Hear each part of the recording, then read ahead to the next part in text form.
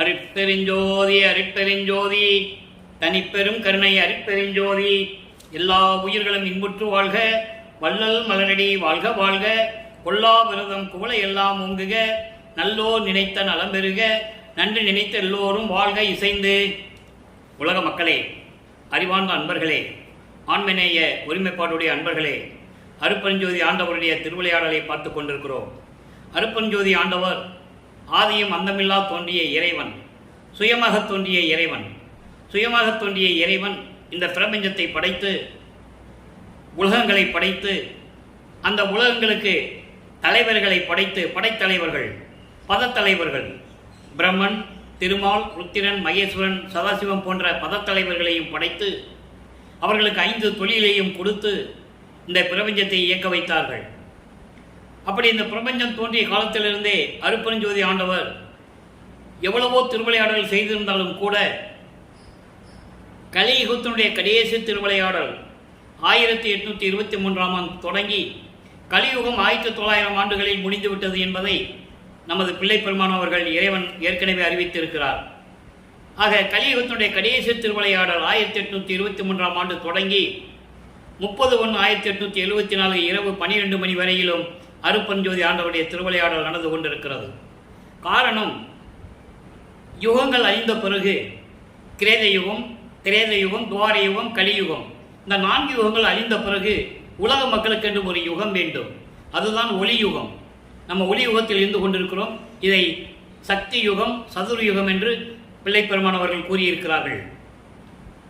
அதே நேரத்தில் சமயங்களும் மதங்களும் மார்க்கங்களும் உருவாகி, அதை உருவாக்கிய தலைவர்கள், பதத்தலைவர்கள், உருவாக்கியவர்கள், சமயங்களையும் மார்க்கங்களையும் மதங்களையும் உருவாக்கியவர்கள், அவர்கள் கருத்துக்கு ஏற்றபடி, விளக்கத்திற்கு ஏற்றபடி, அறிவின் விளக்கத்துக்கு ஏற்றபடி அவர்களுடைய தலைவர்களை, சமய தலைவர்களை, மார்க்கத்தினுடைய தலைவர்களை, மத தலைவர்களை உருவகப்படுத்தி அதற்கேற்றபடி ஆலயங்களை அமைத்து, வழிபாட்டு முறைகளை அமைத்து மக்களை வழிபட செய்து விட்டார்கள். இன்று வரையிலும் மக்கள் அதை பின்பற்றிக் கொண்டு வழிபட்டு கொண்டிருக்கிறார்கள். எப்படி யுகங்களுக்கு ஆயுள் காலம் முடியுதோ அதே போல சமயங்களுக்கும் மார்க்கங்களுக்கும் மதங்களுக்கும் ஆயுள் காலம் உண்டு, அது முடிந்து விட்டது என்பதை வல்லப்பெருமான் தெளிவாக கூறியிருக்கிறார்கள். அதன் பிறகு இந்த உலக மக்களுக்கென்று ஒரு ஆன்மீக மார்க்கம் வேண்டும். அந்த மார்க்கம் சமரசமாக இருக்க வேண்டும். உலக மக்கள் எல்லோரும் ஏற்றுக்கொள்ளும்படியாக இருக்க வேண்டும்.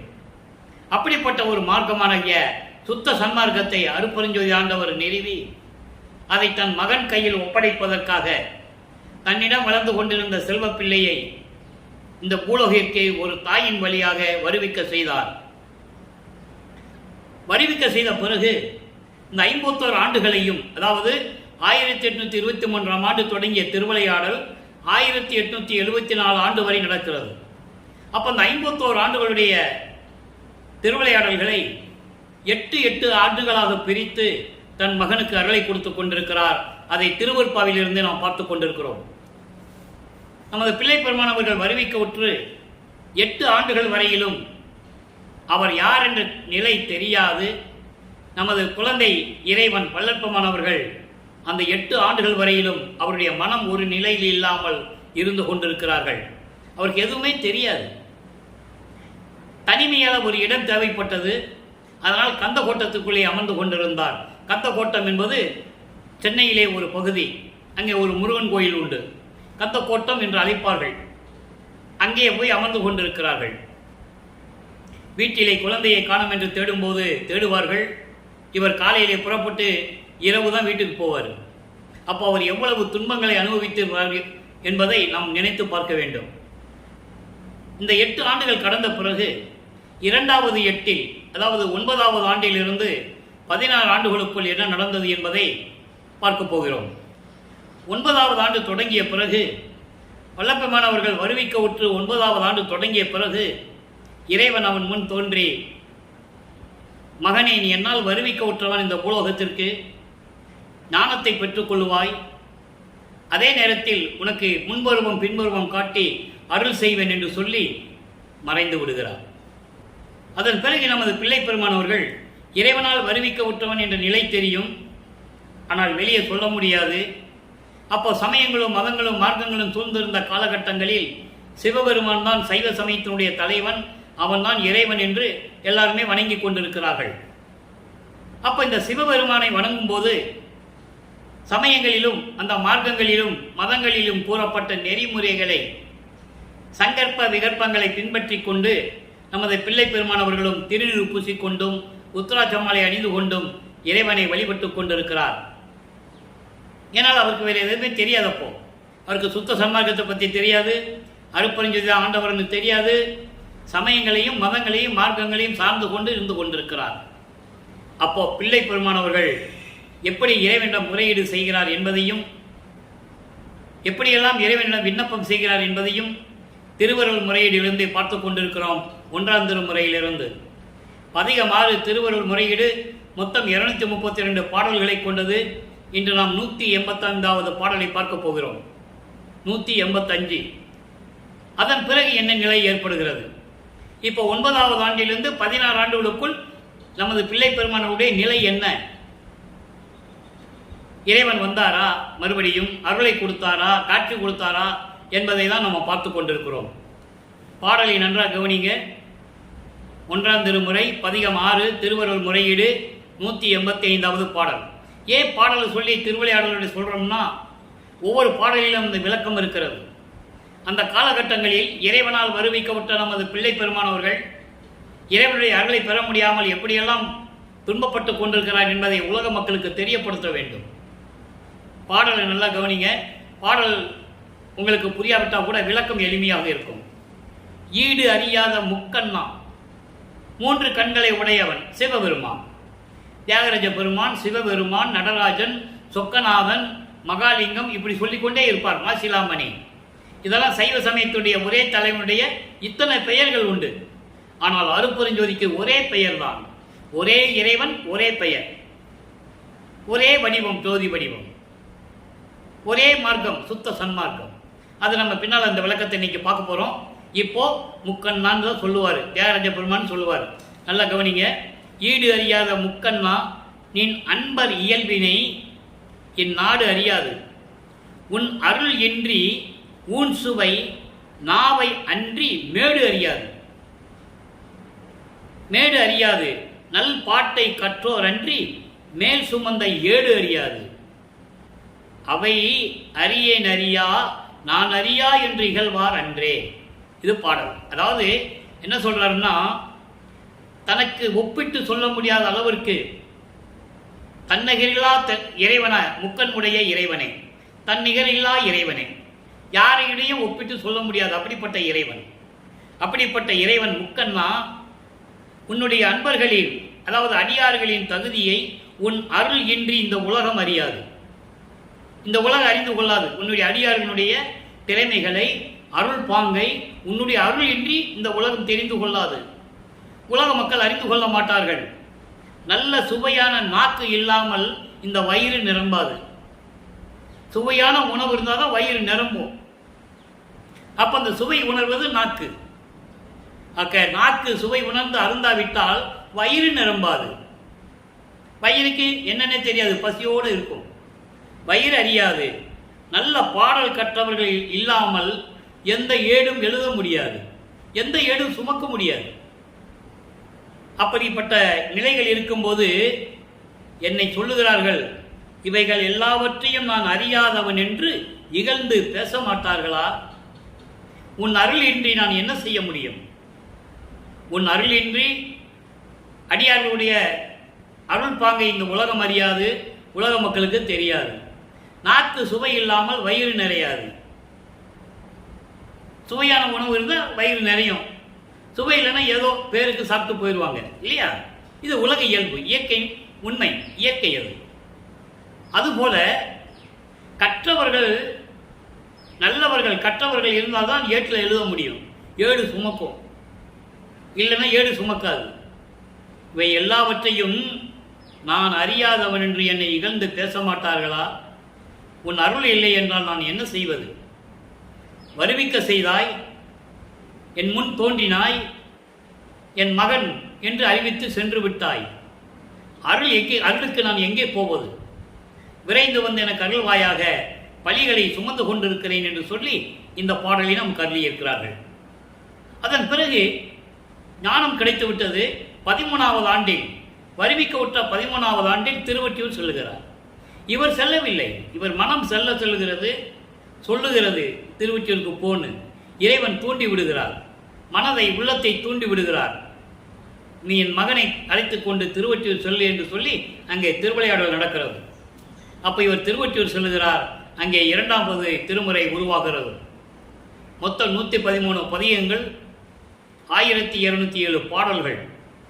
ஒவ்வொரு பதிகத்திலிருந்தும் ஒவ்வொரு பாடல் மூலமாக இறைவனுடைய நிலையை நாம் இங்கே பார்த்து கொண்டிருக்கிறோம். அந்த வகையில் இன்று பார்க்க வேண்டிய நம் பதிகம் 21 நெஞ்சோடு நேர்தல். இதுவரை 20 பதிகங்களுடைய விளக்கங்களை பார்த்திருக்கிறோம். ஒவ்வொரு பதிகத்திலும் திருவொற்றியூர் செல்ல வேண்டியது, அங்கே தியாகராஜ பெருமான் கோயில் முன்னால் இருந்துவிட்டு இறைவனை வேண்டுவது, எந்த அருளையும் பெற முடியவில்லை. அதன் பிறகு திருமுல்லை வாயில் செல்லுவது, அங்கே மாசிலாமணி என்று மனம் உருகி பாடுவது, எந்த விதமான பலனும் இல்லை.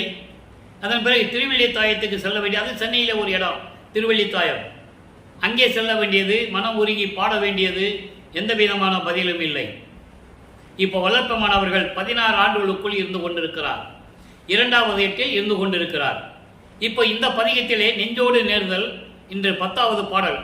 தினமும் ஒரு பாடல் விதமாக ஒவ்வொரு பதிகத்திலிருந்து பார்த்துக்கிட்டு இருக்கோம். இப்போ இந்த பாடலுடைய விளக்கம் பாருங்க. போற்றி ஒற்றியூர் புண்ணியன் திருநீற்றினான்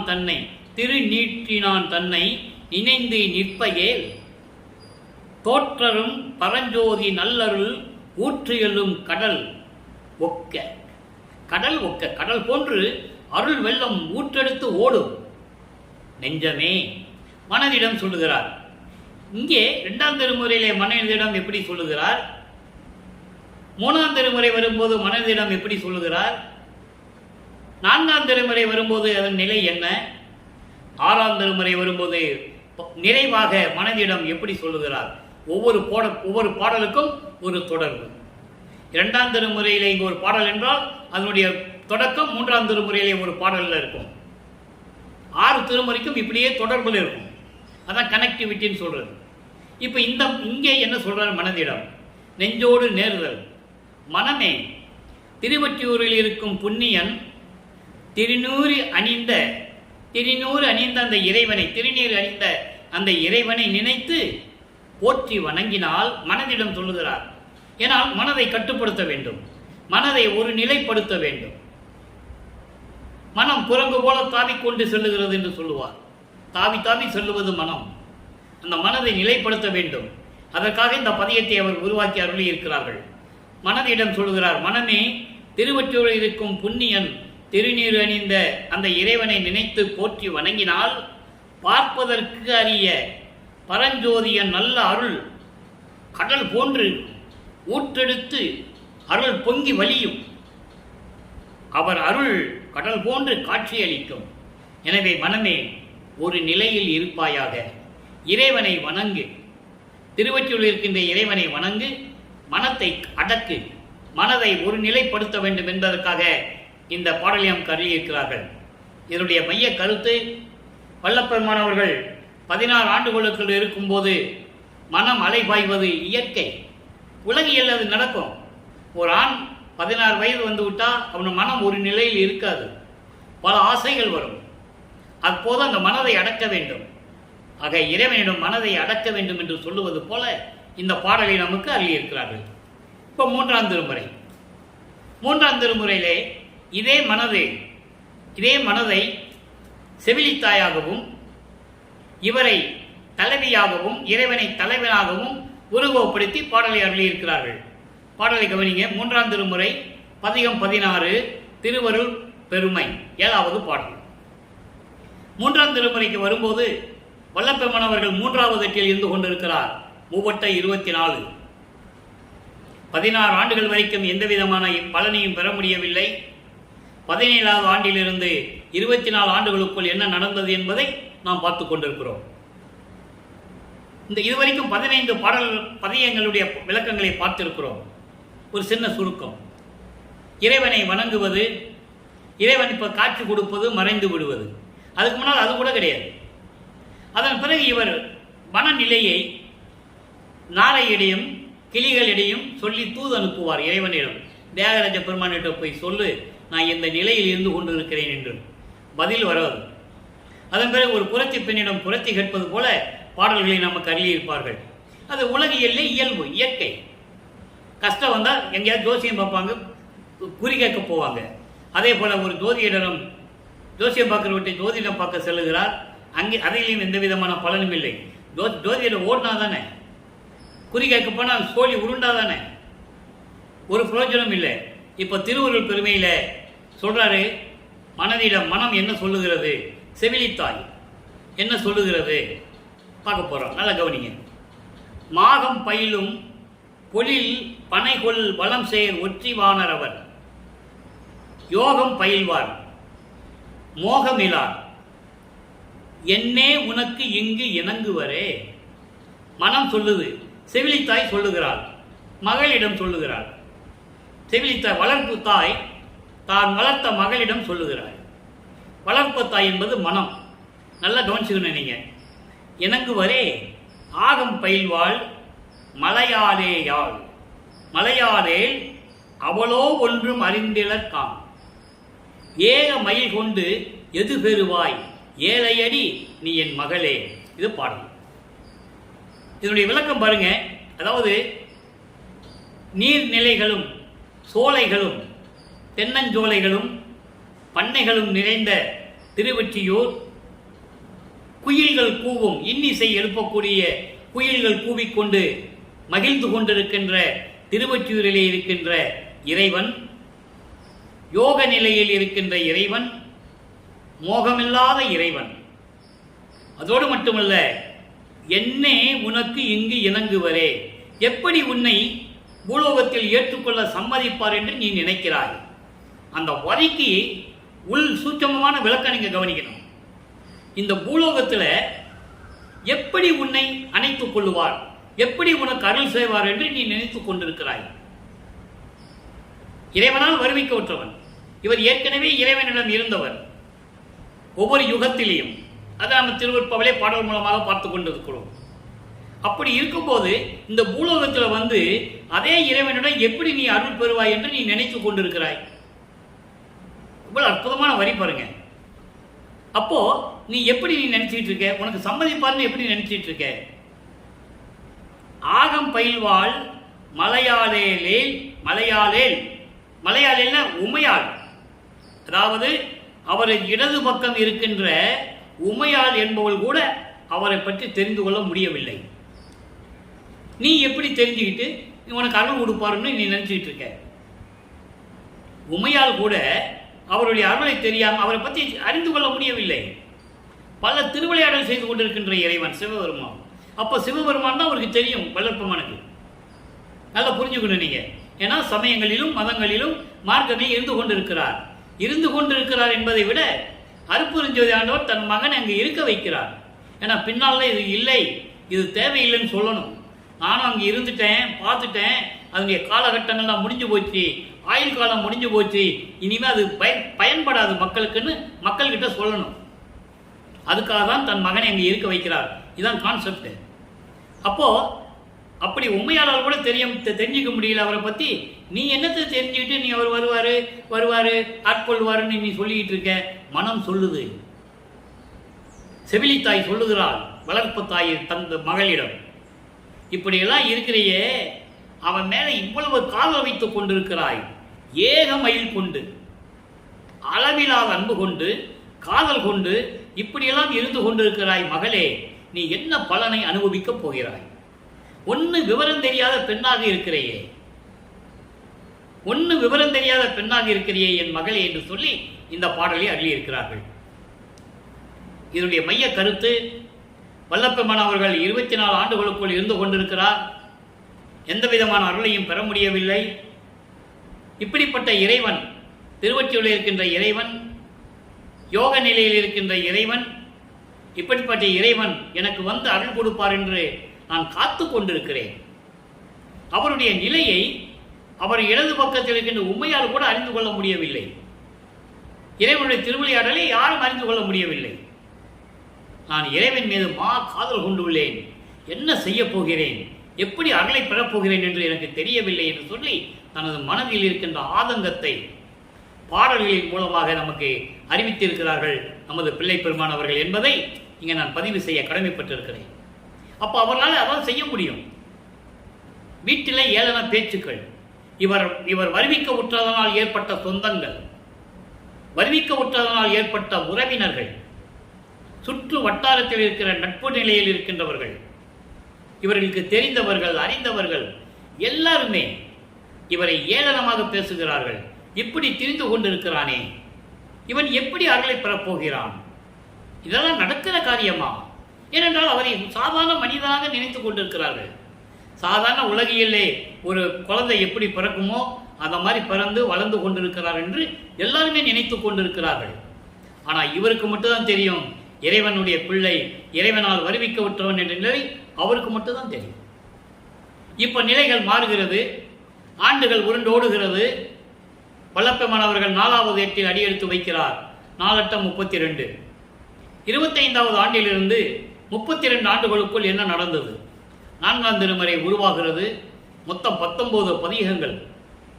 ஒவ்வொரு பதிகத்திலும் எப்படியெல்லாம் இறைவனர்களை பெறுவதற்கு முயற்சி செய்து கொண்டிருக்கிறார் என்ற நிலையை நாம் பார்த்து கொண்டிருக்கிறோம். இப்போ நிலைகள் மாறுகிறது. பிள்ளை பெருமானவர்கள் வருவிக்க உற்று 27வது ஆண்டில் தனக்கோடி அம்மையாரை திருமணம் செய்வது, அந்த திருமணத்திற்கு பிரம்மன் திருமாலாம் வந்து காத்து கொண்டிருப்பது, தன்னுடைய தந்தை அருட்பெருஞ்சோதி ஆண்டவரும் சிவகாமி வள்ளி வரவில்லை என்று மனம் வருந்தியது, இதெல்லாம் நம்ம பார்த்துட்டோம். இதெல்லாம் தெளிவாக நம்ம பார்த்துட்டோம். எப்படியெல்லாம் இறைவன் வந்து தெருவழியாக நடந்து வந்து வீட்டு கதவை திறந்து தன் மகனுக்கு எப்படியெல்லாம் அருளை கொடுத்தார் என்பதை தொடர்ச்சியாக பார்த்துவிட்டோம். அதனுடைய விளக்கங்களை தான் 6ஆம் திருமுறையிலே என்னென்ன அருளை பெற்றார் என்பதை பார்த்து கொண்டிருக்கிறோம். இப்போ ஆனந்த மாலை என்ற பதிகத்திலே அவருடைய நிலையையும் இறைவன் எப்படியெல்லாம் வந்து அருளை கொடுத்தார் பெற்றுக்கொண்டேன் என்பதையும் தெளிவாக அருளி இருக்கிறார்கள். அதை ஆனந்த மாலையாக நமக்கு அருளி இருக்கிறார்கள் என்று 5வது பாடலை பார்க்க போகிறோம். நல்லா கவனிங்க. பொய்யாத வரம் எனக்கு புரிந்த பரம்பரை. பரம்பரை, பறை என்பது பராசக்தி, அருள் சக்தி உடையவள். பொய்யாத வரம் எனக்கு புரிந்த பரம்பரை. ஏன்னா தன்னை பற்றி பாடவே இல்லையே, தன்னை பற்றி குறிப்பிடவே இல்லையே என்று சிவகாமி வள்ளி வருந்தும் போது தன்னுடைய அம்மைக்காக, தன்னுடைய தாயாருக்காக, தன்னுடைய அம்மாவிற்காக இந்த பாடலை பாடி, இப்படிப்பட்ட என் அம்மையின் மனம் குளிர திருவிளையாடல் செய்து கொண்டிருக்கின்ற இறைவனே என்று சொல்ல வேண்டும். அதை தான் இந்த பாடலில் நாம் கருளியிருக்கிறார்கள். பொய்யாத வரம் எனக்கு புரிந்த பரம்பரை, வான் பூதம் முதல் கருவியெல்லாம் பூட்டுவிக்கும் திறத்தால், செய்யாலும் கலையவளும் ருத்திரையும். நான் ஏற்கனவே விளக்கம் கொடுத்திருக்கிறேன். ருத்திரன் வேறு, சிவபெருமான் வேறு, உமையால் வேறு, ருத்திரை வேறு. அதனால்தான் இந்த பாடலை அருளியிருக்கிறார்கள் வல்லப்பெருமானவர்களை நீங்கள் புரிந்து கொள்ள வேண்டும். சிவபெருமான் வேறு, நடராஜன் வேறு, எல்லாமே வேறு வேறு திருவிளையாடல்களில் நடந்தது. இங்க பாருங்க, செய்யாலும் கலையவளும் ருத்திரையும் வணங்கும் சிவகாமி வள்ளி பெருந்தேவி உள்ளம் கழிப்ப. செய்யாள் என்பது லட்சுமி, பொன்மகள் என்று பெயர். செய் ஆள் என்பது பொன்மகள், பொன்மகள் என்பது லட்சுமி. லட்சுமியும் கலையவள், கலையவள் என்பது சரஸ்வதி. ருத்திரை, ருத்திரனுடைய மனைவி ருத்திரை. ருத்திரன் பதத்தலைவன். பிரம்மன், திருமால், ருத்திரன், மகேஸ்வரன், சதாசிவம் 5 தொழில்களை செய்யக்கூடிய பதத்தலைவர்கள். அவர்களுக்கு ஆயுள் காலம் உண்டு. அந்த ஆயுள் காலம் முடிந்தவுடனே அவர்கள் இறக்க வேண்டும். அந்த தொழில் அவங்ககிட்ட இருக்காது. பிரம்மனுடைய காலம் முடிந்த உடனே, அவன் காலம் முடிந்த உடனே, ஆயுள் காலம் முடிந்த உடனே படைக்கும் தொழிலை திருமால் சேர்த்து செய்ய வேண்டும். அதனால்தான் திருமாலுக்கு 2 பிரம்மாயுசு 8,64,000, பிரம்மனுக்கு 4,32,000. இப்படி ஒவ்வொருத்தங்களும் வயசு இருக்கு.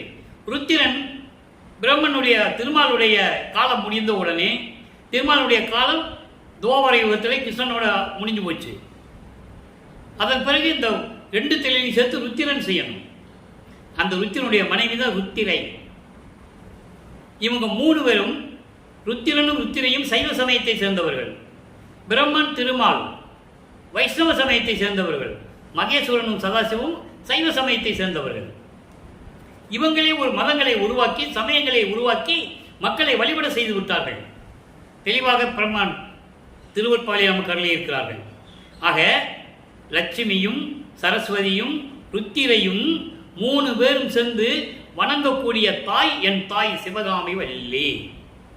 அதே போல பிரம்மனும் திருமாலும் ருத்திரனும் அருப்பெருஞ்சோதி ஆண்டவரை வணங்கணும்.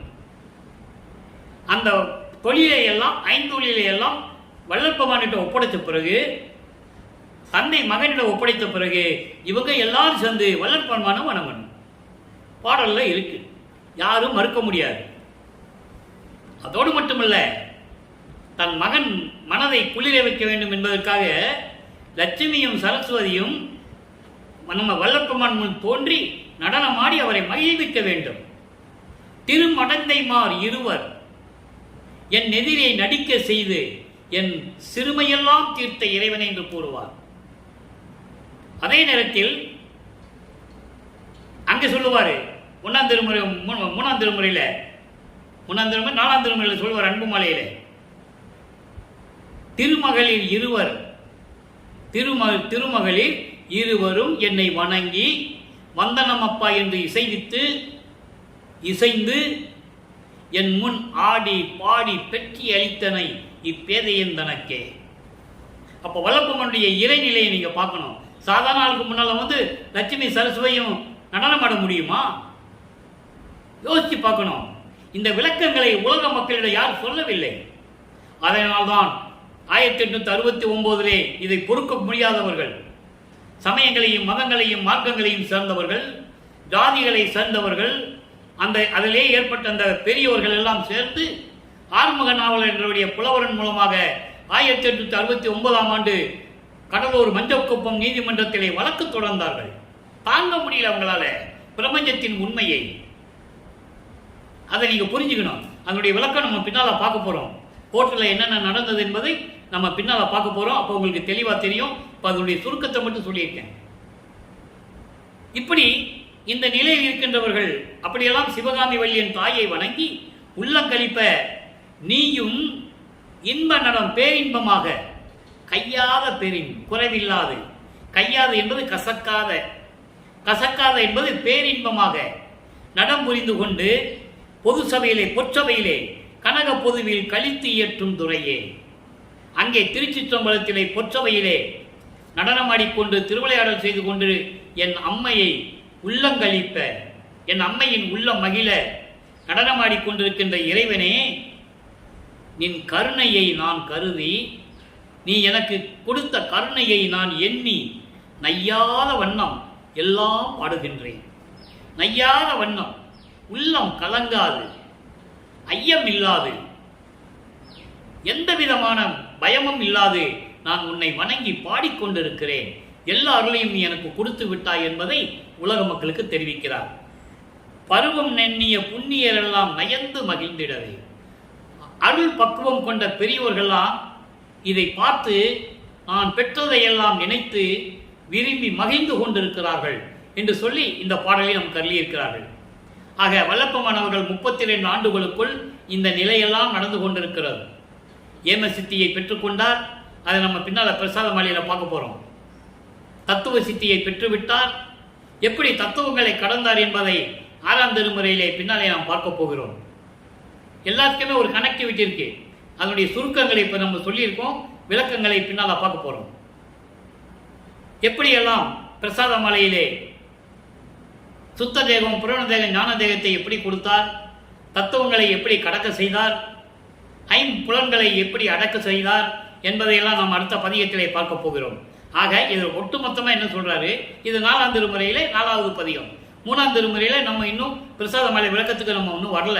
ஏன்னா அதுக்கு பின்னால விளக்கம் இருக்கிறது. இதையெல்லாம் பெற்றுக்கொண்டேன் என்று சொல்லுவது இந்த மாலையிலே, ஆனந்தம் மாலையிலே. இப்போ இந்த நிலைகளெல்லாம் முடிந்த பிறகு சுத்த சன்மார்க்கத்தை பெற வேண்டும். இப்போ வல்லப்பெருமான் அவர்கள் உலகியல் வாழ்க்கையை துறக்க வேண்டும். தனக்கொடி அம்மையாருக்கு திருமாங்கல்யம் பூட்டியதோடு சரி, உலக வாழ்க்கை முடிந்து விட்டது. அந்த அம்மாவுக்கு மோட்ச வீடு கிடைத்து விட்டது. அந்த ஒரு காலகட்டம் வரைக்கும் அந்த அம்மா இந்த பூலோகத்தில் இருந்து ஆகணும். இது காலத்தின் கட்டாயம், நியதி, இறைவன் கொடுத்த நியதி. இது திருவிளையாடல், இறைவனுடைய திருவிளையாடல். இப்போ சமயங்களையும் மதங்களையும் மார்க்கங்களையும் விடணும். சரியக்கிரிய யோகம் என்ற 12 நிலைகளையும் விட்டுறணும். வெள்ளாடை அணிந்து எந்த குறியீடுகளும் இல்லாமல், சைவ சமயத்தினுடைய குறியீடுகள் திருநீர் பூசுவது, உத்திராட்சமலையை போட்டுக்குவது, தாடி வளர்த்து கொள்ளுவது, காவி உடை அணிந்து கொள்ளுவது, இந்த நிலைகளெல்லாம் மாற வேண்டும். சுத்த சன்மார்க்கத்திற்கு வேண்டுமென்றால் அவர் வெள்ளாடை அணிய வேண்டும். வெள்ளாடை அணிந்து முக்காடு போட்டு இப்போ சுத்த சன்மார்க்கத்தை வாங்குறதுக்கு அங்கே சுத்த சிவஞான வெளிக்கு போகணும். அங்கே போராறு தத்துவங்களை கடந்து போகிறார், சுத்த சன்மார்க்கத்தை பெறுகிறார், சாகா கல்வியை கற்றுக்கொள்ளுகிறார். எல்லா அருளையும் பெற்றுக்கொண்டு மீண்டும் பூலோகத்திற்கு திரும்பி வந்து கருங்குழியை உறைவிடமாக கொண்டார். இதுவரைக்கும் 5வது எட்டில் நம்ம பார்த்தோம். 33வது ஆண்டிலிருந்து 40 ஆண்டுகளுக்குள் என்ன நடந்ததை பார்த்துட்டோம். இப்போ 6வது எட்டில் வளர்ப்பமான இருந்து கொண்டிருக்கிறார். 41வது ஆண்டிலிருந்து 48 ஆண்டுகளுக்குள் என்ன நடந்தது? 9 ஆண்டுகள் வரையிலும் கருங்குழியை உறைவிடமாக கொண்டிருந்த நமது இறைவன் பிள்ளை பெருமான் அவர்கள் அங்கிருந்து இப்போ வடலூரிலே உத்தரஞான சிதம்பரம், வடலூரிலே பார்வதிபுரத்திலே பார்வதிபுர மக்கள் வழங்கிய இடத்திலே தர்மசாலையை அமைத்து அங்கே அணையா அடுப்பை பற்ற வைத்து பசியோடு வருகின்ற ஜீவர்களுக்கு பசியாற்றிக் கொண்டிருக்கிறார். அங்கே ஜீவகாருண்ய ஒழுக்கம் உருவாகிறது. பசி, திணி, தாகம், இச்சை, எளிமை, பயம், கொலை, 7 பிரிவுகளாக ஜீவகாருண்யம் இருக்கிறது. ஜீவகாருண்ய ஒழுக்கத்தை நம்ம பின்னால பார்க்க போறோம். இப்போ பசியாற்றுகிறார். பசியோடு வருகின்ற ஜீவர்களுக்கு பசியாற்றிக் கொண்டிருக்கிறார். அப்போ அந்த இடத்தில் என்ன நிலை நடந்தது என்பதை பாடலின் மூலமாக பார்த்து கொண்டிருக்கிறோம். அதற்கு முன்னாலேயே உலகிலே நடந்த செய்திகள், இந்த பாடல்களில் இல்லாத செய்திகள், பாடம் நடத்தியது, பாடசாலை அமைத்தது, அங்கே சில சித்துக்களை செய்தது, இதெல்லாம் செவி வெளிவந்த செய்திகளை நாம் கேட்டிருக்கிறோம். அது ஒரு பக்கம் இருக்கட்டும். இதெல்லாம் அங்கே நடந்தது உண்மை. அதனுடைய விளக்கங்களை நம்ம பின்னால் பார்க்க போகிறோம். இப்போ இந்த பாடலில் கூறப்பட்ட விளக்கங்கள், 6ஆம் திருமுறையிலே என்ன நடந்தது, என்ன நடந்து கொண்டிருந்தது, உத்தரஞான சிதம்பரம் மாலை பற்றி, அந்த இடத்தை பற்றி எப்படியெல்லாம் பாடலிலே கூறியிருக்கிறார். இன்னும் சபையை அமைக்கல. சபையை அமைக்கணும்னா, சத்தியஞானி அமைக்கணும்னா இவர் மேட்டுக்குப்பம் போகணும். இன்னும் 3 வருஷம் பாக்கி இருக்கு. அந்த நிலை வரும்போது நம்ம அதை பற்றி பேசுவோம். இப்போ அவருடைய நிலையை கூறுகிறார். இங்கே தர்மசாலையில் இருக்கும்போது ஏதோ ஒரு சாமியார் வந்திருக்கிறாரு, ஏதோ சில சித்து விளையாட்டுகள் செய்கிறாரு, இப்படி தான் எல்லாரும் பேசிக்கிட்டு இருக்காங்க. அந்த நிலை நடக்கும்போது இவருடைய மனநிலை எப்படி இருந்தது உலக மக்களுக்கு தெரிவிக்கிறார். தலைவி வருந்தல் என்ற பதிகத்திலே இன்று 10வது பாடலை பார்க்க போகிறோம். நல்லா கவனிக்கணும். இவரை தலைவியாகவும், அருப்பெருஞ்சோதி ஆண்டவரை தலைவனாகவும், கணவராகவும் நிறைய இடத்துல சொல்லுவார். மணாளர், என் கணவர், என் மணாளர் என்றெல்லாம் சொல்லுவார். அப்படிப்பட்ட நிலையில் இருக்கும்போது இவருடைய மனநிலையை கூறுகிறார். நல்லா கவனிங்க. மாடமிசை ஓங்கும் நிலா மண்டபத்தே மகிழ்ந்தேன் வள்ளலோடு நான் என்றேன். யார் நம்புவா? இவர் இங்கே இருக்கும்போதே 1 மாசமா 1 வாரமா இல்லைன்னா என்ன சொல்லுவாங்கன்னா, வல்லப்பமான எங்கே போயிட்டாரு, ராமலிங்கம் இருந்தாரியா, அவர் எங்கே போனார்னு யாருக்கு தெரியும், அவர் வருவார் போவார், இந்த ராமலிங்கம் எங்கே போகிறான் எங்கே வராருன்னு யாருக்குமே தெரியாது. இப்படி உலகியல்ல சொல்லிக்கிட்டு இருந்தாங்க. ஆனால் அவர் என்ன சொல்கிறாரு, அதான் முக்கியம். அதுக்காக தான் அந்த பாடலை அருளியது. பிற்காலத்தில் இப்படியெல்லாம் இவங்க சொல்லுவாங்க, மக்கள்லாம் இப்படி தான் பேசிட்டு மக்கள்கிட்ட சொல்லிக்கிட்டு இருப்பாங்க. இந்த சமயங்களையும் மதங்களையும் மார்க்கங்களையும் சார்ந்தவர்கள் இப்படியெல்லாம் பேசுவாங்கன்னு நினச்சி தான் அவர் பாடலை உருவாக்கி கொடுத்தது. என்ன சொல்கிறாரு நல்லா கவனிங்க. இவங்க என்ன சொன்னாங்க, வள்ளலார் எங்கேயா போயிருப்பார், அதாவது ராமலிங்கம் எங்கேயா போயிருப்பாரியா, வரமாட்டாரு, போக மாட்டாரு, எங்கே போகிறான்னு யாருக்கும் தெரியாது, இப்படி தான் சொன்னாங்க. நீங்களும் கேள்விப்பட்டிருப்பீங்க.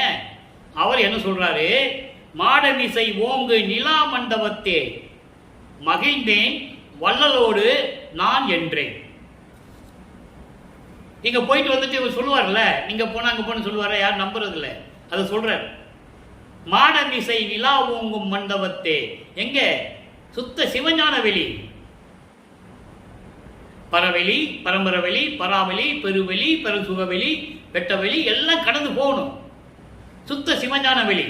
அதான் ஞானத்தில் ஞானமாக இருக்கின்றது. 16வது நிலை, கடவுள் நிலை அறிந்து அம்மையமாக கூடிய நிலை. அங்கதான் சுத்த சிவஞான வெளியில தான் சத்தியஞான சபை இருக்கு. பொற்சபையோடு சிற்றபையோடு திகழ்ந்து கொண்டிருக்கிறது. அந்த நிலா மண்டபத்திலே என் வள்ளலோடு நான் மகிழ்ந்து கொண்டு இருந்தேன் என்று நான் சொன்னேன். அதனால மட்டுமல்ல இன்னும் சொன்னேன். எப்படி அருமையா கொடுத்துருக்காரு பாருங்க பாடல். நினைச்சு பார்க்கணும். நீங்க உடம்பெல்லாம் புல்லரிக்குது. சொல்லியும் யாரும் நம்பல. அதான் விஷயம். நான் அங்கே போயிட்டு வந்தேன், என் வள்ளலோட நான் இருந்தேன் என்று நான் சொன்னேன். அது மட்டுமல்ல, ஈடு அறியா சுகம் புகழ என்னாலும் முடியாது என்று உரைத்தேன். அப்படி என் வள்ளலோடு, என் தந்தை அருட்பெருஞ்சோதி ஆண்டவரோடு, என் கணவர் அருட்பெருஞ்சோதி ஆண்டவரோடு என்ன தலைவின்னு சொல்லிட்டாருல்ல, அதெல்லாம் அப்படி சொல்றாரு அவரு. அப்போ நான் அப்படியெல்லாம் இருந்தேன். அதோடு மட்டுமில்ல, அந்த சுகம் இருக்கிறதே, என் வள்ளலோடு நான் அங்கே இருந்தேனே சுத்த சிவஞான வெளியிலே, அந்த சுகம் இருக்கிறதே, அதுக்கு ஈடு இணை எதுவுமே தெரியாது. அதுக்கு ஈடு இணை எதுவுமே கிடையாது. என்னால் சொல்ல முடியாது. அவ்வளவு பேரின்பமாக இருந்தேன் என்று நான் சொன்னேன். அவரோடு இருந்தது சொன்னதே யாரும் ஒத்துக்கல. அதோடு மட்டும் இல்லாம அவரோட இந்த பேரின்பத்தை என்னால் சொல்ல முடியாதுன்னு சொல்லிட்டேன். அதனால எதனாலோ தெரியல, அதனாலோ எதனாலோ அறியேன், எதனாலேயோ தெரியல.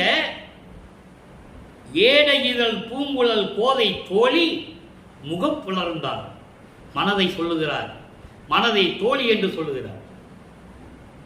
மனதிடம் சொல்லுவது போல உலக மக்களுக்கு சொல்லுகிறார்.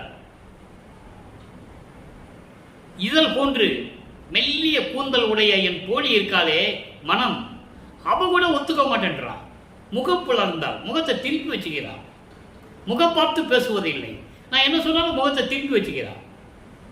அவளோடு மட்டுமல்ல, என்னை எடுத்து வளர்த்தாலே சிவகாமி வள்ளி, அவளும் இதே நிலைதான் இருக்கிறாள். என்னத்தையா சொல்லிட்டு இருக்கிறாள். காதுல கேட்க முடியல. உலகத்தில் இருக்கிறது தான் இப்படி இருக்காருங்கன்னா, என் மனமும் அப்படிதான் இருக்குது. என் தாயும் என்கிட்ட சரியா பேசுறது இல்லை. இந்த நிலையை நான் இருந்து கொண்டிருக்கிறேன். ஆனால் என்னை எடுத்து வளர்த்தவளும் இரக்கமில்லா. ஆனால் அவளுக்கு இரக்கம் இல்லை. அடுத்து சொல்றாரு பாருங்க, நாடு அறிய பெண்கள் எல்லாம் கூடி நகைக்கின்றனர். இவரே தன்னை பெண்ணாக உருவப்படுத்தி பாட்டை கொடுத்துட்டாரு. அப்ப பெண்கள் சொல்றாரு. பெண்கள்னா மக்கள். மின்னுலகத்துல தேவர்கள், பூலோகத்துல மக்கள். இந்த உலக அறிய எல்லாருமே சேர்ந்து கூடி என்னை கிண்டல் பண்ணுகிறார்கள், கேலி செய்கிறார்கள். நான் சொல்லுவதை யாரும் நம்பவில்லை, கேட்கவில்லை. அதனால என் மனம் கூட எனக்கு ஒத்துழைப்பதில்லை. யாருமே சரியா என் கூட பேச மாட்டேன்றாங்க, கிண்டல் பண்றாங்க. ஆனால் நல்ல நடராயர் கருத்து எல்லை அறிந்திலேனே. இவங்க எப்படி வேணா போயிட்டோம். ஆனால் என் தந்தை அருட்பெருஞ்சோதியுடைய மனதில் என்ன இருப்பதை என்னால் தெரிந்து கொள்ள முடியவில்லையே என்று ஏங்குகிறார்.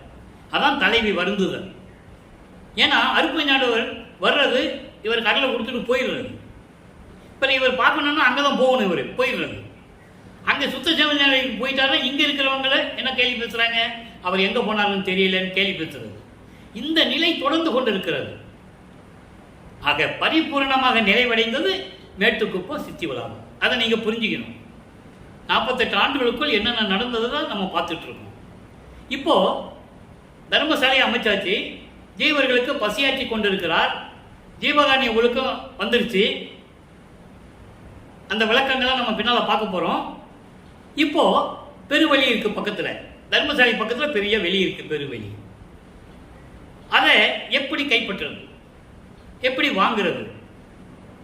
ஏற்கனவே அருட்பெருஞ்சாண்டவரும் மகனும் பேசியாச்சு. எப்படியெல்லாம் போனால் இந்த இடம் கைக்கு வரணும் எல்லாம் தீர்மானம் பண்ணியாச்சு. அப்போ அந்த இடத்தினுடைய பெருமையை சொல்ல வேண்டும். உத்தரஞான சிதம்பரம் மாலை உருவாகிறது. உத்தரஞான சிதம்பரம் என்பது வடலூரில் இருக்கின்ற பார்வதிபுரம். வடலூர் பார்வதிபுரம். அதனுடைய இடம் எப்படிப்பட்டது முன்கூட்டியே கூறுகிறார். இங்கே சத்தியஞான சபையை அமைச்சோம்னா அது எப்படி இருக்கும் என்பதை முன்கூட்டியே பாடலாக நமக்கு அருளியிருக்கிறார்கள். இன்றைக்கு 10வது பாடலை பார்க்க போகிறோம். நல்லா கவனிங்க. இது வரைக்கும் 9 பாடலை பார்த்துருக்கோம். அற்புதமான பாடல் விளக்கங்களை நம்ம பார்த்துட்டோம். இன்னைக்கும் பாருங்க. சொல் வந்த வேதமுடி முடி மீதில் துலங்குவது, கல் வந்த நெஞ்சினர் காணல் கரியது, காமமிலார் நல் வந்தனை செய்ய நன்னிய பேரது, நன்று எனக்கே செல்வம் வந்து ஆட்கொண்டது. உத்தரஞான சிதம்பரமே. எப்படி சொல்ற பாருங்க. உலகத்தில் படைக்கப்பட்ட வேதங்கள் என்ன சொல்லுது? அந்த விளக்கத்தின் மேல் விளக்கமாக விளங்கி கொண்டிருப்பது இந்த இடம் வடலூர். உத்தரஞான சிதம்பரம் வடலூர் தான் எல்லாத்தையுமே அடக்கி ஆளுவது. வேதங்களுடைய என்ன விளக்கம்? அந்த விளக்கங்களுக்கு மேல் விளக்கமாக விளங்கி கொண்டிருப்பது. கல் வந்த நெஞ்சினர் காணல் கரியது. இரக்கமில்லாதவர்கள் காண முடியாத இறைவன். இரக்கமில்லாதவர்கள் யார்? சுத்த சன்மார்க்கத்தை சேராதவர்கள். சுத்த சன்மார்க்கத்தில் இருக்கின்றவனுக்கு தான் இரக்கம், தயவு, குணம் இருக்கும். ஏனென்றால் சுத்த சன்மார்க்கத்தில் இருக்கிறவர்கள் தான் கொலையும் புலையும் தவிர்த்திருக்க முடியும். 100க்கு 100 100%. சமயங்களையும் மதங்களையும் மார்க்கங்களையும் இருக்கிறவர்களுக்கு கருணை உள்ளம் இருந்தாலும் கூட அவர்களால் புலாலை விட முடியாது, மாமிசத்தை சாப்பிடாமல் இருக்க முடியாது, உயிர்களை கொலை செய்யாமல் இருக்க முடியாது. கோழியா இருக்கணும், ஆட்டா இருக்கணும், மாட்டா இருக்கணும், பன்னியா இருக்கணும், செஞ்சுக்கிட்டு தான் இருக்காங்க. அதனால தான் சொல்றாரு கல் வந்த நெஞ்சினர். ஒரு உயிரை கொல்லணும்னா அந்த மனசு எப்படி இருக்கணும்? கல்லு மாதிரி இருக்கணும். இரக்கமே இருக்காது. அப்போ இரக்கம் இல்லாதவர்களுக்கு காண முடியாது இறைவன் என்று சொல்லுகிறார். காண்றதுக்கு அரியது காமமிலார் நல் வந்தனை செய்ய நன்னிய பேர் அது. காமத்தை விட்டவர்கள். நான் ஏற்கனவே காமத்துக்கு விளக்க சொல்லியிருக்கேன். காமம் இல்லற வாழ்க்கைக்கு தேவை. காமம் இல்லை என்றால் இல்லற வாழ்க்கை இல்லை. ஆனால் இங்கே காமம் என்பது பெரு விருப்பம். பெரு விருப்பம் என்பது தீய செயல்களை உண்டாக்கக்கூடிய காமம், பால்வினைகளை தூண்டக்கூடிய காமம். அந்த காமம் இருக்கக்கூடாது. அது இல்லாதவர்கள் இங்கு வணங்கக்கூடிய இடம். அவர்கள் காமத்தை விட்டவர்கள் இங்கு வந்து வணங்கி பாக்கியத்தை, இறைவனுடைய அருளை பெற்றுக்கொண்டு, அருள் செல்வத்தை பெற்றுக்கொண்டு இன்பமாக வாழக்கூடிய இடம் இது. அப்படிப்பட்ட அருளை தரக்கூடிய இடம் இது. பேர் அது பாக்கியம். இங்க வந்து அவ்வளவு பாக்கியம். ஏனென்றால் இந்த பிரபஞ்சத்திலேயே இறைவனால் உருவாக்கப்பட்ட ஒரே சத்தியஞான சபை வடலூர். சமயங்களிலும் மதங்களிலும் மார்க்கங்களிலும் கூறப்பட்டது.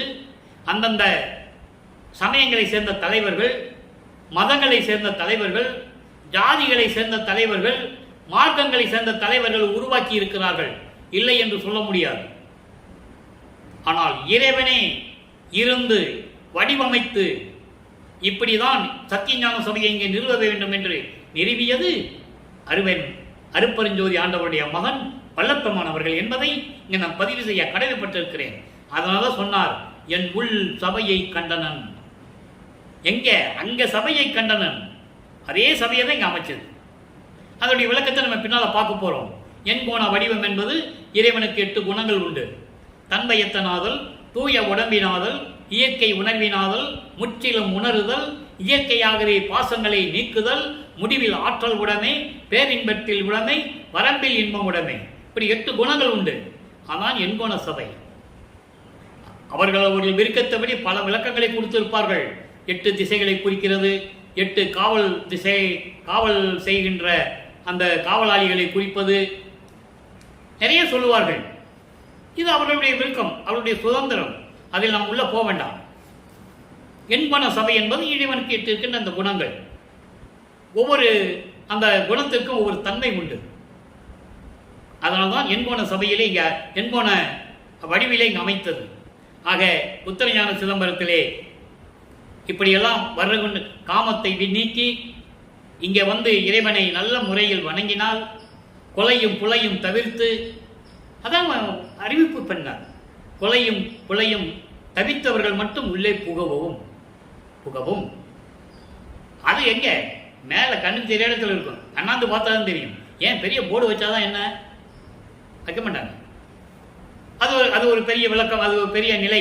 அது நம்ம அப்புறம் பேசிக்கலாம். ஆக இந்த நிலையில் இருக்கும்போது இதெல்லாம் விட்டுட்டு வந்தா இங்க வந்தா உங்களுக்கு பாக்கியம், புண்ணிய பேறு கிடைக்கும். அதோடு மட்டுமல்ல, எனக்கு நல்ல முறையில் எல்லா அருள் செல்வத்தையும் தந்து என்னை ஆட்கொண்டது உத்தரஞான சிதம்பரமே. 9வது ஆண்டில் ஆட்கொண்டது. ஒரு தாயின் கருவறையிலே இருக்கும்போது எனக்கு வெளிச்சம் காட்டியது, அருள் அமுதம் ஊட்டியது, அமுத காற்று வீசியது. அது ஒரு தாயின் கருவறையிலேயே இருக்கும்போது. 5 மாத குழந்தையிலேயே தில்லையிலே திரை தூக்க தரிசித்த போது வெய்வகை மேல் காட்டாதே எந்தனக்கே வெளியாய் காட்டிய மெய் உறவா மெய்ப்பொருளே. அது அங்க சிதம்பர ரகசியத்தை காட்டியது. அதன் பிறகு 9வது ஆண்டிலே சமயங்களையும் மதங்களையும் மார்க்கங்களையும் பின்பற்றிக் கொண்டிருக்கும் போது ஆட்கொண்டது. அது வேறு. அதன் பிறகு 32வது ஆண்டுகளுக்கு பிறகு வருவிக்க உற்று 32 ஆண்டுகளுக்கு பிறகு சுத்த சன்மார்க்கத்தை கொடுத்து ஆண்டு கொண்டது. எல்லாதை விட எல்லா அருள்களையும் தந்து என்னை இயக்க வேண்டும், இந்த பிரபஞ்சத்தை இயக்க வேண்டும் என்று சொன்னது. அப்படி சொல்லி என்னை ஆட்கொண்டது உத்தரஞான சிதம்பரமே. நல்லா புரிஞ்சுக்கணும் நீங்க. இப்ப இந்த நிலைகள் எல்லாம் போன பிறகு இறைவனோட பெற்ற அருளுக்கு நான் என்ன கைமாறு செய்ய போகிறேன் என்று கூறுகிறார். நல்லா கவனிங்க. 87வது பதிகம் கைமாறின்மை என்ற பதிகத்திலே 20வது பாடல், இன்னைக்கு கடைசி பாடல். ஒவ்வொரு பதிகத்திற்கும் ஒரு பெருமை உண்டு. அங்கே இறைவனுடைய திருவிளையாடல் உண்டு. அங்கே தன் மகனுக்கு எப்படியெல்லாம் அருளை கொடுத்தார் என்ற விளக்கம் உண்டு. இப்ப பாருங்க, போதல் ஒளியா மனக்குரங்கின் போக்கை. மனதை குரங்கு என்று சொல்லுவார். காரணம், குரங்கு தாவி தாவி சொல்லும். அதுபோல மனம் ஒரு நிலையில் இருக்காது, அது இயற்கை. அப்படிப்பட்ட மனதை போதல் ஒளியா மனக்குரங்கின் போக்கை அடக்க தெரியாது. எப்போ அடக்க தெரியாது? சமயங்களிலும் மதங்களிலும் மார்க்கங்களிலும் நாம் இருந்தபோது அறிவில்லாத இந்த மனக்குரங்கை போன போக்கிலே போய்கொண்டிருந்தது. அதை அடக்க தெரியாது. அடக்க தெரியாமல் நோதல் புரிந்த சிறியனுக்கு, துன்பம் பட்டு கொண்டிருந்த சிறியன், இந்த மகன், சிறியன் என்பது மகன், இந்த மகனுக்கு மனதை கட்டுப்படுத்த முடியாமல் அது போன போக்கிலே போய்கொண்டு மனதை அடக்க முடியாமல் துன்பப்பட்டு கொண்டிருந்த இந்த மகனுக்கு இறங்கி கருணை நோக்கு அளித்து, கருணை பார்வை, அருள் பார்வை, கடைக்கன் பார்வை என்று சொல்லுவார். உன் கடைக்கன் பார்வையை மட்டும் கட்டினா போதும் அப்படின்னு சொல்லுவார்.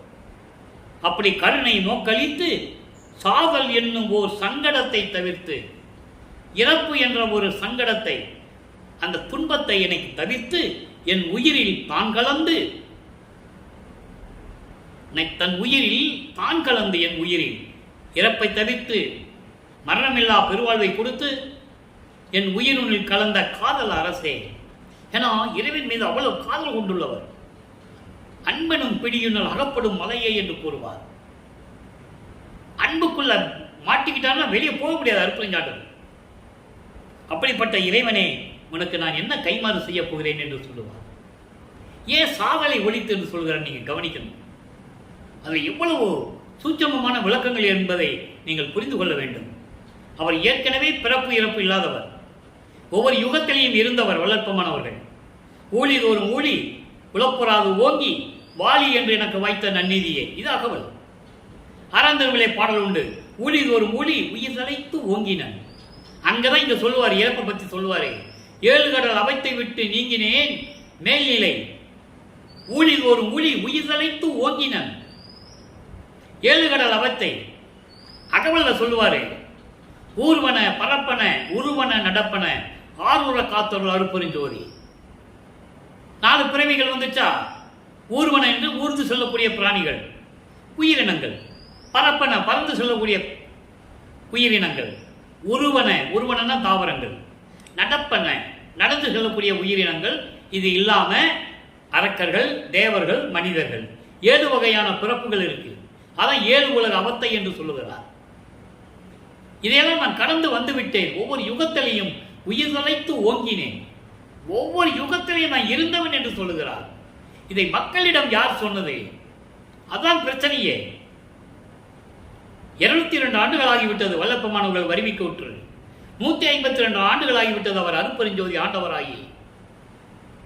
பொதுப்படையாக பேசினார்களே தவிர திருவருட்பாவில் இருக்கின்ற உண்மைகளை மூடி மறைத்து விட்டார்கள் என்பதுதான் உண்மை, அதுதான் சத்தியம். அதுக்கப்புறம் சொல்லுவார் பாருங்க, ஆலியானும் அயனும் அதிசயத்திட என்னுள் வாழி அருட்பெருஞ்சோதி மன்னருளே. ஏன் அதை சொன்னாரு? நான் பிரமனால் படைக்கப்பட்டவன் அல்ல, திருமாலால் காக்கப்பட்டவன் அல்ல. அவங்கெல்லாம் என்னை பார்த்து அதிசயமாக பார்த்து கொண்டிருக்கிறார்கள். காரணம், என்னுள் வாழ்ந்து கொண்டிருக்கின்ற அருட்பெருஞ்சோதி ஆண்டவருடைய அருள் என்று கூறுகிறார். அதான் பாடல்ல சொல்லுவாரே, நீயே என் தந்தை அருளுடையாய், என்னை நேர்ந்து பெற்ற தாயே. தாயும் தந்தையும் அருட்பெருஞ்சோதி. வளர்ப்பு தாய் சிவகாமி அம்மாள். தெளிவா சொல்லுவாரு. இதுக்கு முன்னால பாடல கூட நம்ம பார்த்தோம். வளர்ப்பு தாய் கூட சரியா முகம் பார்த்து பேசுறது இல்லை. எப்படி சொல்ற பாருங்க. இந்த உண்மை இது பிரபஞ்சத்தின் உண்மை. புராணங்களிலும் காவியங்களிலும் எல்லாம் பேசினாங்க. திருவிற்பாவில் இருந்தால் திருவிளையாடல சொல்லாம விட்டுட்டாங்க. காரணம், இவர் எதுவுமே இல்லை, இதெல்லாமே இருந்தது, இனிமே இதெல்லாம் இல்லை, அழிஞ்சு போச்சுன்னு சொல்றாரு. அதை ஏத்துக்கிறதுக்கு மனிதர்களுக்கு பக்குவம் இல்லை. அதுக்கு அடுத்து பாருங்க, பாமாலை ஏற்றல். பாமாலை என இவருடைய பாடல்களை, விண்ணப்பங்களை, முறையீடுகளை ஏற்றுக்கொண்டதை கூறுகிறார். நல்லா பாருங்க. சொல்லுகின்ற என் சிறுவாய் சொல்மாலை அத்தனையும் வெல்லுகின்ற தும்பை என்றே மேல் அணிந்தான். நான் பிழையாக பாடக்கூடிய பாடல்களை கூட நல்ல பாடல்கள் என்று வெற்றிக்கு அறிகுறியான பாடல். தும்பை என்பது தும்பை மலர். தும்பை மலர் எவ்வளவு அழகா இருக்கு தெரியுமா? அதில் தேன் இருக்கும். நம்ம சின்ன குழந்தைகள் நாங்கள் கிராமத்தில் இருக்கும்போது தும்பை மலரை வெள்ளையா இருக்கும். அதை எடுத்து அது பின்னால் இருக்கிறத உறிஞ்சோம்னா தேன் இருக்கும். அது அவ்வளவு தும்பை மலரில் இருக்கின்ற தேன் போன்ற இனிக்கின்றது என்று சொல்லி தான் ஏற்றுக்கொண்டான். நான் சிறு வயதிலே தெரியாமல் பாடல்களை பாடியிருந்தாலும் கூட, நான் தெரியாமல் ஏதாவது பேசியிருந்தாலும் கூட, அந்த தும்பப்பூவில் இருக்கின்ற தேன் இனிக்குமே, அது போன்று எல்லாவற்றையும் ஏற்றுக்கொண்டான். எவ்வளவு அருமையா சொல்லியிருக்க பாருங்க. ஏற்றுக்கொண்டான். அதோடு மட்டுமல்ல, வள்ளி சிவகாமி சுந்தரிக்கு கண் அணையாது. இப்போ சிவகாமி வள்ளின்னு சொல்லி ஆகணும். ஏன்னா அந்த அம்மா கோச்சிக்கிட்டு இருக்காங்களே, தன்னை பற்றி எதுவுமே சொல்றது இல்லை. உங்க மகன் உங்களை பற்றியே பாடிக்கிட்டு இருக்கான், என்னை பற்றி ஒன்றுமே சொல்றது இல்லை, நானும் எடுத்து வளர்த்தவ தானே, என்னை பற்றி பாடி வைக்கலாம்ல அப்படின்னு சொல்லும்போது, அதன் பிறகுதான் சிவகாமி வள்ளி தன் அம்மையை பற்றி பாடுவார். ஆனந்தமாலியில் பார்த்தோமா, இப்போ ஒவ்வொரு பாடலையும் பின்னால் வந்துக்கிட்டே இருக்கும். அப்படிப்பட்ட சிவகாமி வள்ளியின் தாய்க்கு கண் போன்ற இறைவன், கண் போன்ற இறைவன். ஞான சபை சேம நடராஜன் தெரிந்து, நடராஜன்னா உடனே இங்கே சிதம்பரத்துக்கு போயிடக்கூடாது. நான் ஏற்கனவே சொல்லியிருக்கேன். நடராஜன் சைவ சமயத்தை சேர்ந்த ஒரு தலைவன், ஒரு கர்ம சித்தியில் வந்தவர், அவ்வளோதான். அதெல்லாம் ஒரு குரூப்பு. சிவபெருமானு, நடராஜன், சொப்பனாமன், மகாலிங்கம், மாசிலாமணி, தியாகராஜன் எல்லாம் அதெல்லாம் ஒரு குரூப்பு. இங்கே அருட்பெருஞ்சோதி ஒன்று தான். சேம நடராஜன் என்பது உலக மக்களுக்கு பாதுகாப்பான இறைவன். அவன் ஞான சபையில் இருக்கின்ற இறைவன், வேற எங்கே இல்லை. அவரு ஞான சபையில் இருக்கின்ற இறைவன். இப்போ அங்கே இருந்துட்டு இருக்காரு. இங்கே சபையை கட்டினோன்னே இங்கே கொண்டு வந்துடுவார். அப்பா வாப்பா இங்கே வாங்க, மக்கள்லாம் இங்கே வந்துடுவாங்க, நீ வான்னு கூட்டு வந்துடுவார். அந்த விளக்கத்தை நம்ம பின்னால் பார்க்க போகிறோம். அற்புதமாக இருக்கும். அப்படி ஞான சபை தலைவன், பாதுகாப்பாக இருக்கின்ற இறைவன். அடுத்து பாருங்க, பொன் வடிவப்பேர் என்ற ஒரு பதிகத்திலே இன்று 15வது பாடல். நல்ல கவனிங்க. தூக்கம் கெடுத்து சுகம் கொடுத்தான் எந்தனக்கே ஆக்கம் என ஓங்கும் பொன்னம்பலத்தான். இந்த 2 வரிக்கு விளக்கம் பாருங்க. அதாவது அருள் செல்வத்தோடு விளங்கிக் கொண்டிருக்கின்ற எனது பொன் அம்பலத்தான், பொற்றவையிலே விளங்கிக் கொண்டிருக்கின்ற அருட்பெருஞ்சோதி ஆண்டவர் எந்தனக்கே, எனக்கு மட்டும் தூக்கத்தை கெடுத்து பேரின்பத்தை கொடுத்தான். அதென்ன தூக்கத்தை கெடுத்து பேரின்பம்? அரிதுயில். அரிதுயில் என்பது தூங்குற மாதிரி இருக்கும், ஆனால் தூங்கக்கூடாது. இறைவனுக்குரிய அரிதுயில் அது. எல்லாத்தையும் பார்த்துக்கிட்டு இருப்பார். இப்படி தலையில கை வச்சுக்கிட்டு தூங்குற மாதிரி சயனத்தில் இருப்பார். அதான் தூக்கத்தை கெடுத்து சுகம் கொடுத்தான் என்று சொல்லுவது. அரித்துயிலில் இருந்து கொண்டிருக்கிறேன் என்று சொல்லுகிறார். அது யார் கொடுத்தது? அருள் செல்வத்தோடு விளங்கிக் கொண்டிருக்கின்ற பொற்றவையிலே அமர்ந்து கொண்டிருக்கின்ற என் தந்தை எனக்கு மட்டும்தான் அதை கொடுத்திருக்கிறான், வேற யாருக்கும் கிடையாது. ஏக்கமெல்லாம் நீங்கினேன், எந்த ஏக்கமும் தயக்கமும் எனக்கு கிடையாது. எண்ணம் நிரம்பினேன், பரிபூரணமாக நான் விளங்கிக் கொண்டிருக்கிறேன், உள்ள மன நிறைவோடு இருக்கிறேன். பொன் வடிவம் தாங்கினேன், பொன் வடிவம் சுத்த தேகத்தை நான் தாங்கிக் கொண்டிருக்கிறேன். இதெல்லாம் சத்தியம். சத்தியமாத்தான் நான் சொல்றதெல்லாம் சத்தியம் என்று சொல்லுகிறார். யார் நம்பினது? ஒரு ஆள் கூட நம்பல. அதனாலதான் சத்தியம் பண்ற. சத்தியம்தான். இப்போ இறைவன் எப்படி வரான்னு சொல்லணும். பேருபதேசத்தில் கொடி கட்டும் போது, சுத்த சன்மார்க்க கொடியை கட்டும் போது மேட்டுக்குப்பத்தில் பேருபதேசம் பண்றாரு. இறைவன் நேரம் வந்தாச்சு, வந்துகிட்டு இருக்காரு அப்படிலாம் சொல்லுவார். அதை இங்கே சொல்லுகிறார். இறைவன் வரவு எம்பல், இறைவன் வரப்போறத சொல்றாரு. இன்னைக்கு 2வது பாடல் அந்த பதியத்தில் இறைவன் வரும் தருணம் இது. இரண்டில்லை.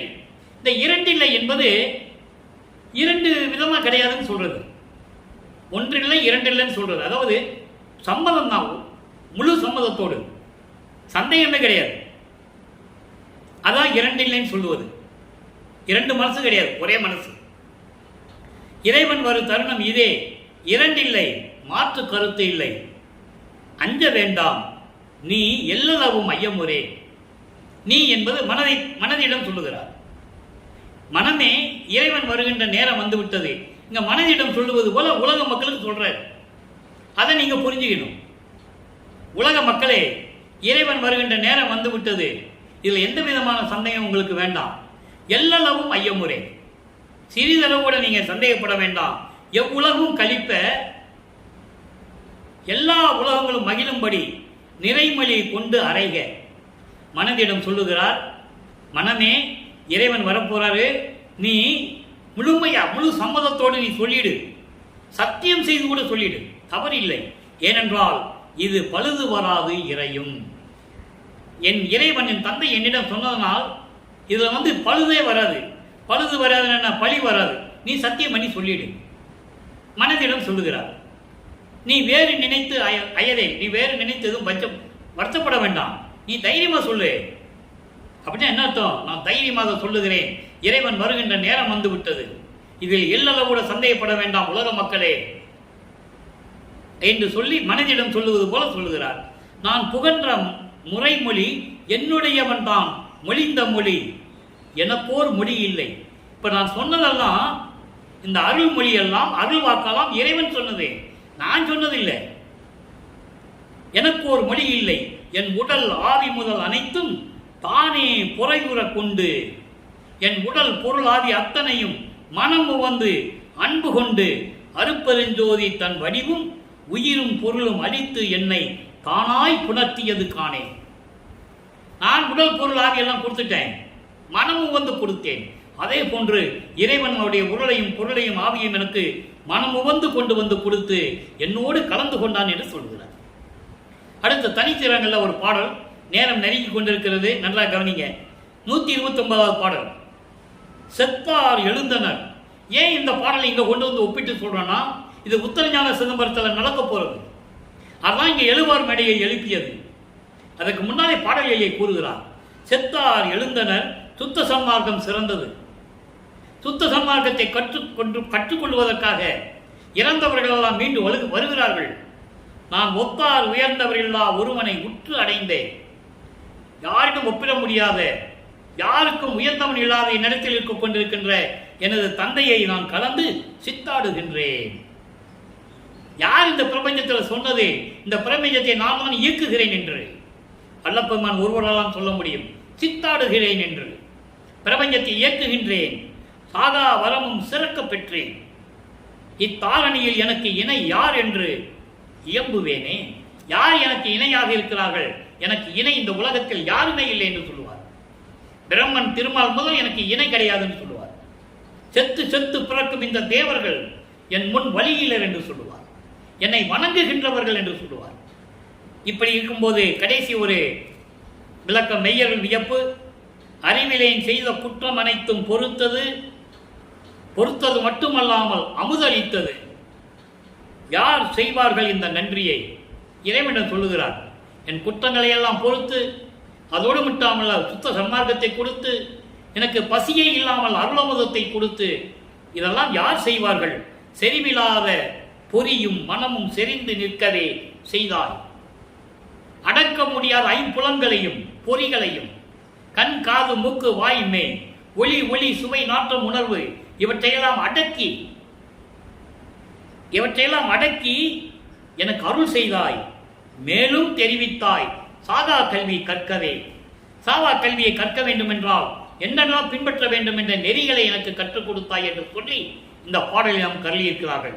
எனவே அன்பர்களே, இன்றைய திருவிளையாடலில் சமயங்களிலும் மதங்களிலும் மார்க்கங்களிலும் போது பிள்ளைப்பெருமானவர்கள் எப்படி இருந்தார் என்பதையும், அதன் பிறகு சுத்த சன்மார்க்கத்தை பெற்ற பிறகு எப்படியெல்லாம் இவருடைய அருள்நிலையை பெற்றுக்கொண்டார் என்பதையும் பார்த்து விட்டோம். இறைவனுடைய திருவிளையாடலை நீங்களும் கண்டு கேட்டு ரசித்தீர்கள். கொலையும் புலையும் தவிர்த்து, உருவ வழிபாடுகளை எல்லாம் தவிர்த்து ஜோதி வழிபாடு செய்து அருப்பெருஞ்சோதி அருப்பெருஞ்சோதி தனிப்பெருங்கனை அருப்பெருஞ்சோதி என்ற மகாமந்திரத்தை உச்சரித்து இறைவனுடைய அருளையும் செல்வங்களை எல்லாம் பெற்றுக்கொண்டு இந்த வையகத்திலே நீங்கள் வாழ்வாங்கு நோயற்ற வாழ்வில் வாழ வேண்டும் என்று இறைவனுடைய தயவாலயம் கருணையாலயம் வாழ்த்தி விடைபெறுகிறேன். இந்த வள்ளலார் ஊழியன். மீண்டும் நாளை சந்திப்போம். நன்றி, வணக்கம். அருட்பெருஞ்சோதி அருட்பெருஞ்சோதி தனிப்பெருங்கருணை அருட்பெருஞ்சோதி. நாளையும் இறைவனுடைய திருவிளையாடல் தொடரும். கண்டு மகிழ்ந்து இறைவனுடைய அருளை பெற்றுக் கொள்ளுங்கள்.